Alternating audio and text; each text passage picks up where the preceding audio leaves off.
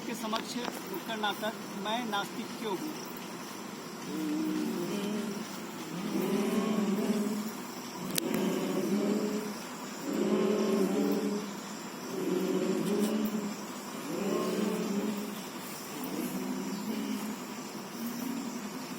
सरफरोशी की तमन्ना अब हमारे दिल में, देखना है जोर कितना बाजुए का तुमने, वक्त आने दे बता देंगे तुझे। बेटा कौन सा भजन गा रहे हो बेटा? आप कौन है बाबा? मैं तभी बताऊंगा जब तुम बताओगे तुम कौन हो। मतलब क्या तुम हिंदू हो?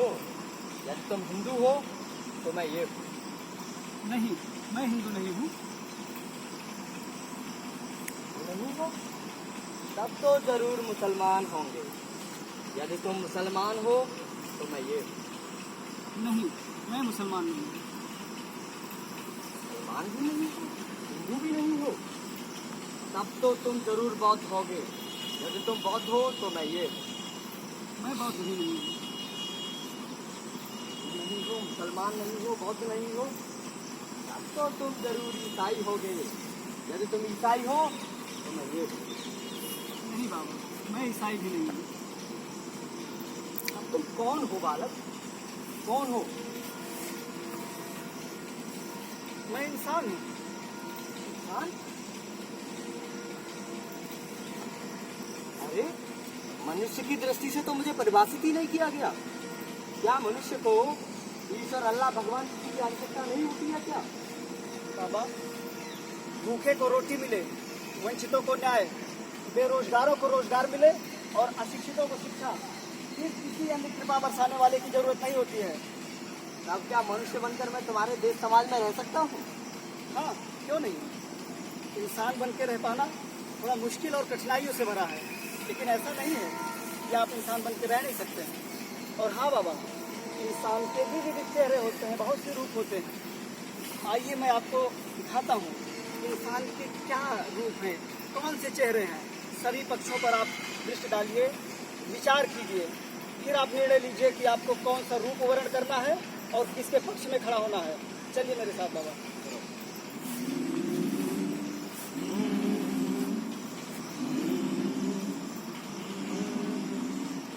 मुलाहिजा होशियार, अतुलनीय, अकल्पनीय, अतिगोपनीय, अप्रमाणिक, भ्रष्टवंशीय शासक महाराज झुलमुल प्रताप सिंह पधार रहे हैं। अरे तारे क्या है, परेशान हो गए? अरे मैं यादव तो एकदम नहीं मिलेगा चंद्रवा, तुम टेंशन ना लिया करो। अरे ये सरकार अपनी है भाई, मैं कह रहा हूँ तुम काहे परेशान हो। नेताजी से बात मैं कर लूंगा, बाकी जो जुगाड़ उगाड़ चलता है उसका थोड़ा ध्यान वान रखना तुम, ठीक है ना? साहब जी महाराज। घर के क्या हालात? महाराज मुझे और 3 बजे मुझे थोड़ा जुकाम हो गया है। वो क्या है ना महाराज, कल आपके यहाँ दावत में आइसक्रीम थोड़ा ज्यादा खाली थी, पता है आजकल थोड़ा ज्यादा लेने की आदत ही बन गई है। बाकी बच्चे उनके सब बच्चे मंत्री जी, मैं आपके घर की नहीं पूरे स्टेट की बात कर रहा हूँ। महाराज जब आप ये स्थिति कहते हैं बहुत अच्छा लगता है महाराज। पता है बचपन में पिताजी भी बड़े प्यार से मुझे स्थिति ही बुलाते थे। मंत्री जी, ये सीसीटीवी वगैरह है, मैं ध्यान नहीं दे पाया, ये तो सीसीटीवी कैमरा का जमाना है।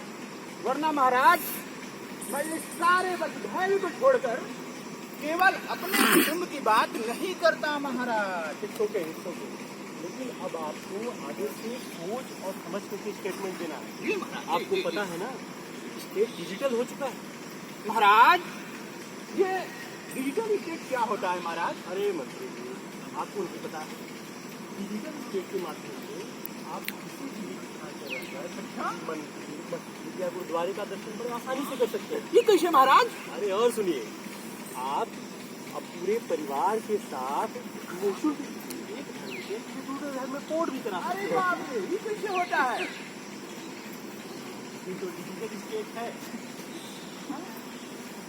मगर महाराज मेरे दिमाग में एक चीज आ रहा है कि अपना जो धर्म है इसमें ये इतना ज्यादा धंधागिरी है कि सब भटकाना लोग धर्म में कोई पढ़ाई नहीं है। ये तो आप विपक्ष की तरह से सोचते हैं। इसका दूसरा भी पक्ष है, अगर कोई अच्छा ऑफर निकालेंगे तो ये धर्म के लोग हमारे धर्म में आ जाएंगे। महाराज इसी को मैं कहूँ, इतने जन्म में आप जरूर गैलीलियो रहे होंगे। कितनी दूर दृष्टि है महाराज की। जय हो महाराज की, जय हो महाराज। सब टॉप फ्लोर वाले की कृपा, सब टॉप फ्लोर वाले की कृपा।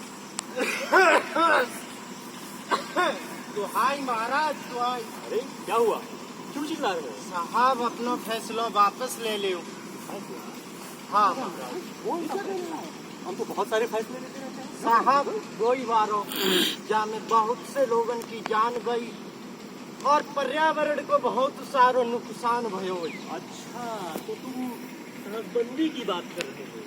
हाँ महाराज साहब, इतना बड़ा फैसला है आपको कि हमारी तो जुबान पे भी ना आवे। इधर आओ।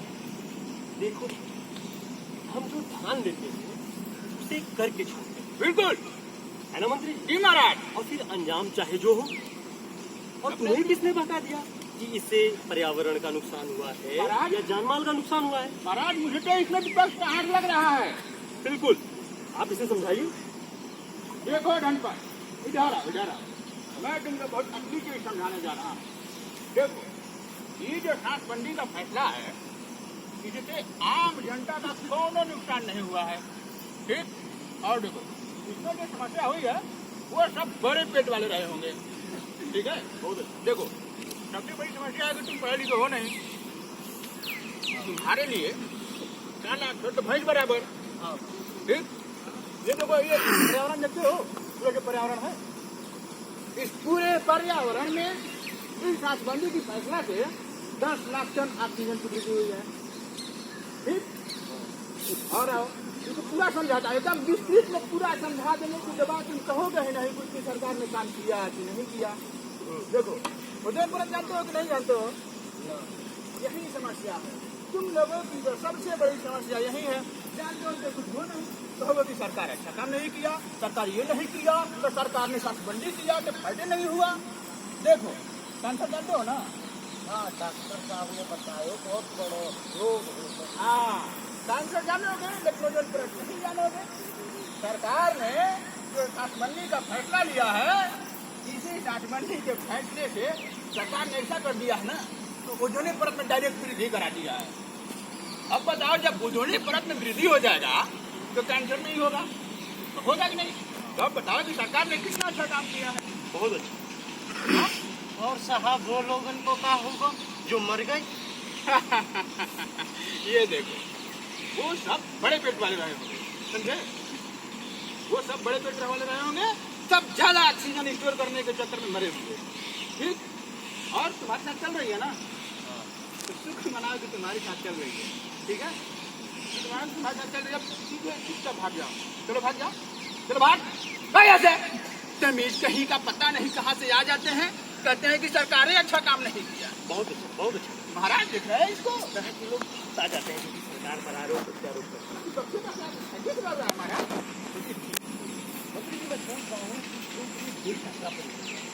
महाराज, ये हमें मत रहते हुए हमारे महाराज को ऐसा ज्ञान पड़ा कि हमारे महाराज को विदेश जाना पड़े। अरे देखिए, क्या है ना कि ये राजनीति इसमें ऊंच नीच उठापटक ये गलत होता रहता है।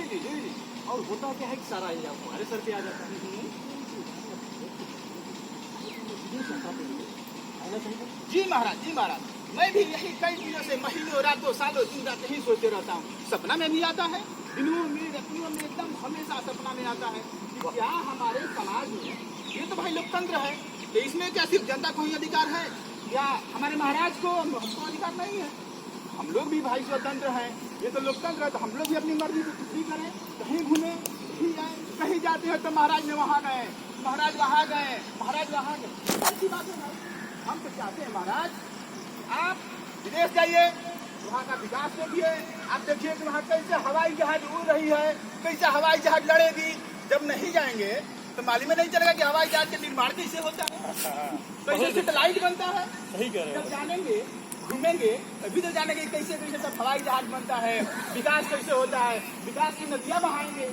है कि नहीं? भाई वहाँ से महाराज मैं यही चाहता हूँ कि हमारे महाराज विदेश जाएं और घूमें, ताकि हमारे महाराज का जो एकदम विकास पुरुष हैं, मैं भी गर्व से कहूँगा कि हमारे महाराज विकास पुरुष के नाम से जाने जाए। बहुत अच्छा, बहुत अच्छा। विकास पुरुष महाराज की जय हो, विकास पुरुष महाराज की जय हो। योजना बना, अब मैं नहीं करता हूँ।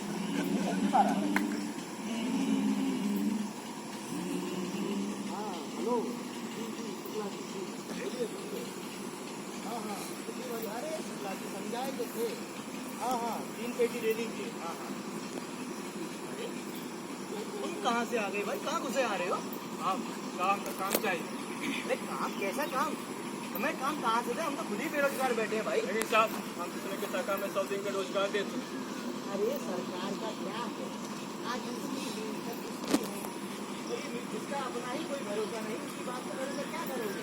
और ये जो मीडिया वाले हैं, इसका कुछ काम के रहते हैं। ठीक है तुम जाओ अपना काम करो।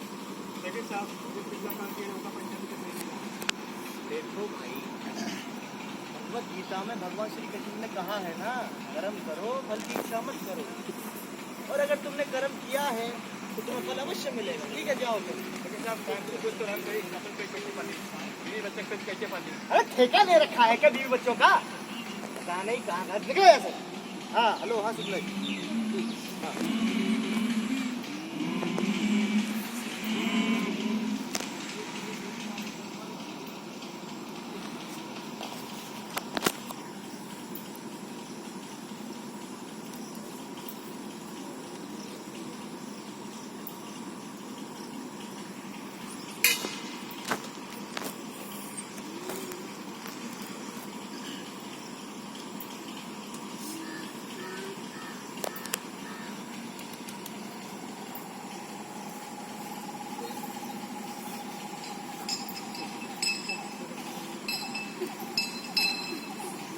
नमस्कार दोस्तों, welcome to our show stars of your charges. तो आज हम देखेंगे कि सास ने कैसे किया बहू के लिए नई योजना का निर्माण, कैसे वो बहू को घर से निकालने के लिए नई साजिशों को अपना रही है और बहू ने सास की साजिश को पर्दाफाश करने के लिए किस तरह के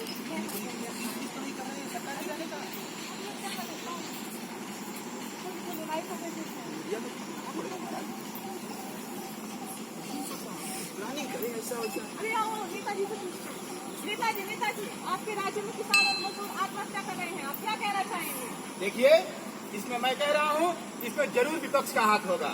मैं बराबर कह रहा हूँ, पहले से कहते आ रहा हूँ। देखिए हमने गरीबों के लिए, मजलूमों के लिए बहुत सारी योजनाएं चला कर रखी हैं। कोई सुन ले तो किसी से पागल हो जाए तो फिर उस पर एक किसान आत्महत्या करता है तो सरकार का क्या दोष भाई? सरकार का क्या दोष?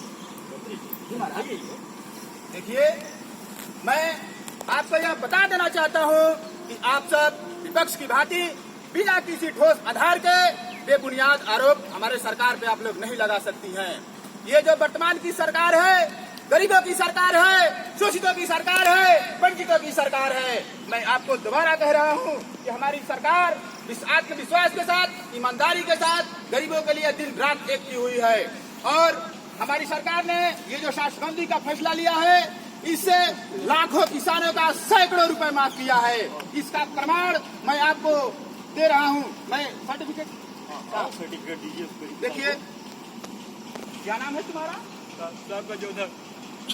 देखिए इस गजोधर नामक व्यक्ति का हमारी सरकार ने पूरे के पूरे ये किसान हो तुम? हाँ देखिए ये किसान है, किसान का कर्ज माफ हुआ है और सरकार ने इस गजोधर नामक व्यक्ति का पूरे के पूरे 9 पैसा माफ किया है।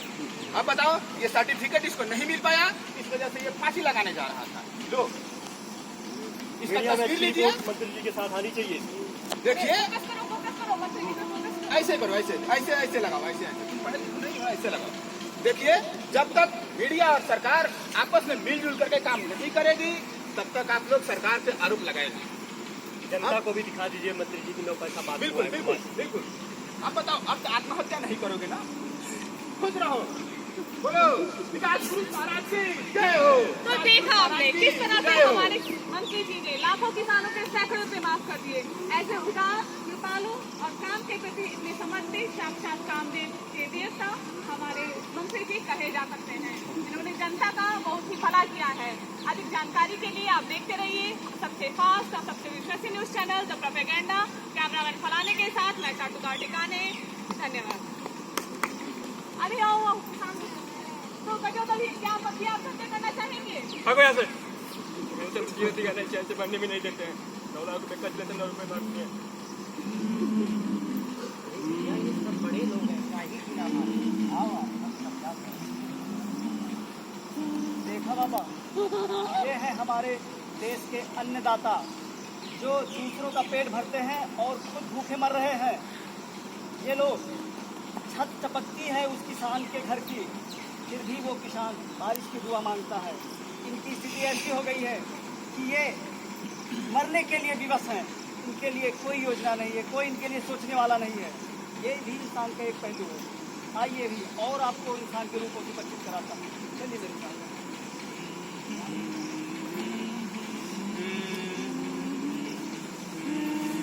अरे चलो चलो लाइब्रेरी चलते हैं। दादा क्या हाल है? पढ़ना है। हम लेके चलते हैं। तो सही। अरे आज तो अरे कहाँ चली इतना सर के? अरे बता भी दीजिए। देखो मैं घर वालों से लेकर यहाँ पढ़ने के लिए आई हूँ। जाने दो मुझे। अरे कहाँ किताबों में मूड खपाती हो? चलिए हम सिखाते हैं कुछ अच्छी चीज। देखो मुझे जाने दो वरना मैं अरे जाती कहाँ हो? हटाओ, हैं? जाने दो। चलो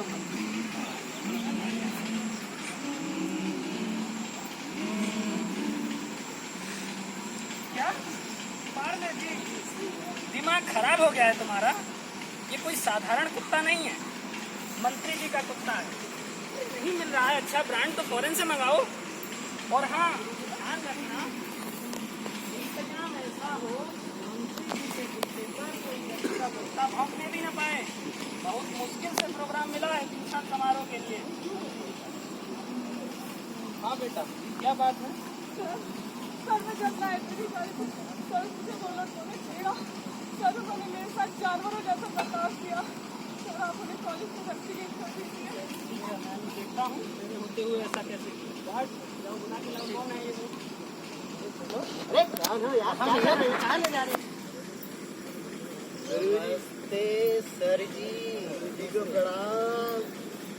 आप लोगों ने इस लड़की के साथ जानवरों जैसा सलूक किया है। नहीं जानते हो विद्यार्थी के क्या लक्षण है? क्या सिखाया अब तक आपको?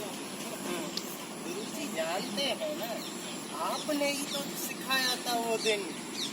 नाक चेष्टा बको ध्यानम बान निद्रा तथेव च। गुरुजी देखिए गुरुजी, कुत्ता बिल्ली जैसे जानवरों से सीखेंगे कुत्ता बिल्ली जैसा ही व्यवहार करेंगे ना। जाहिलो ये अर्थ लेते हो तुम ये सिखाने का? अब यहाँ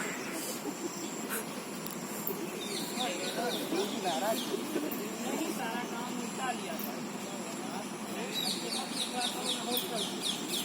बहुत सारे जानवर घूमते हैं,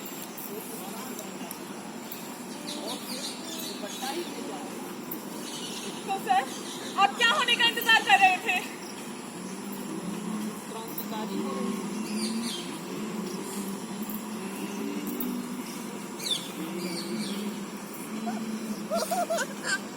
देखा बाबा, ये है देश की आधी आबादी की हालत। इनकी समाज में क्या स्थिति है? इन्हें कहा जाता है यत्र नार्यस्तु पूज्यन्ते रमन्ते तत्र देवता। इनकी स्थिति ऐसी है। ये भी इंसान का एक रूप है। आइए और दिखाता हूँ मैं आपको।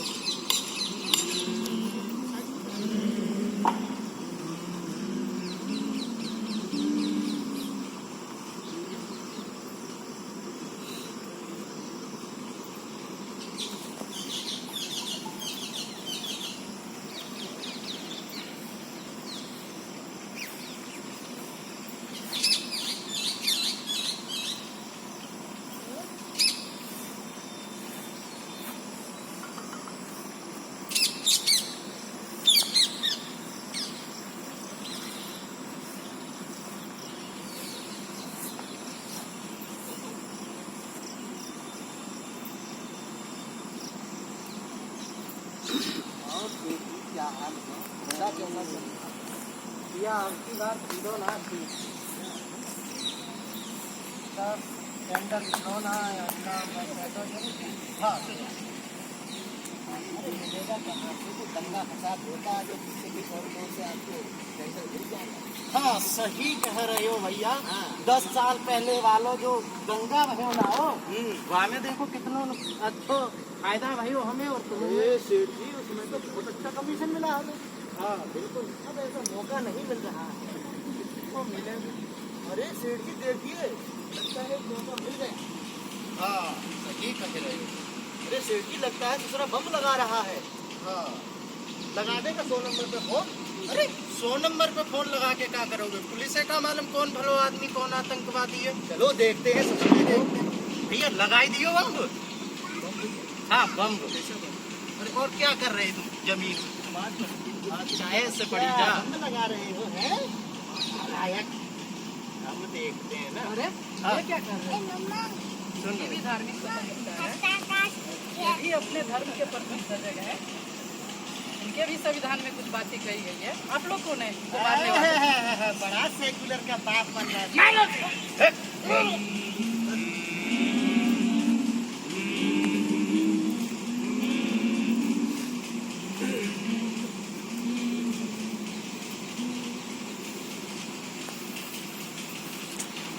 तो देखा बाबा जी, इंसान के विविध रूपों को आपने देखा।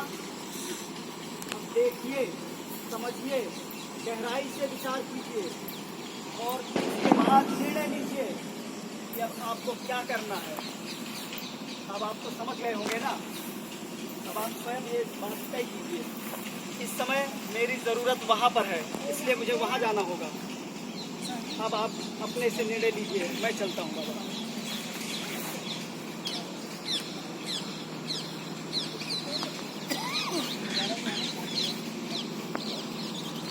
क्यों चुप हो? किसके इंतजार में बैठे हो? तुम्हारे अधिकारों की लड़ाई लड़ने के लिए कोई ईश्वर, अल्लाह, गॉड या कोई मसीहा नहीं आने वाला है। तुम्हें अपने अधिकारों की लड़ाई के लिए खुद आगे आना होगा। ये लोग तुम्हें जात, धर्म, भाषा, क्षेत्र के आधार पर बांटते रहेंगे, कमजोर बनाते रहेंगे और तुम्हारे बुनियादी मुद्दों से तुम्हें भटकाते रहेंगे। क्योंकि हिंदू भी मजे में है, खुश है, मुसलमान भी। इंसान परेशान जहाँ भी है वहाँ भी। आज इंसान और इंसानियत को बचाने की जरूरत है। आपको समझना होगा। अगर आप समाधान का हिस्सा नहीं है तो आप भी समस्या के अंग हैं। इसलिए समझिए मंत्री जी, जल्दी चेतिए। ये सरकार को गिराने का प्रयास है। अब नहीं चलेंगे तो बहुत देर हो भोली जाएगी। भाली जनता को भगाने का प्रयास है। देर हो जाएगी।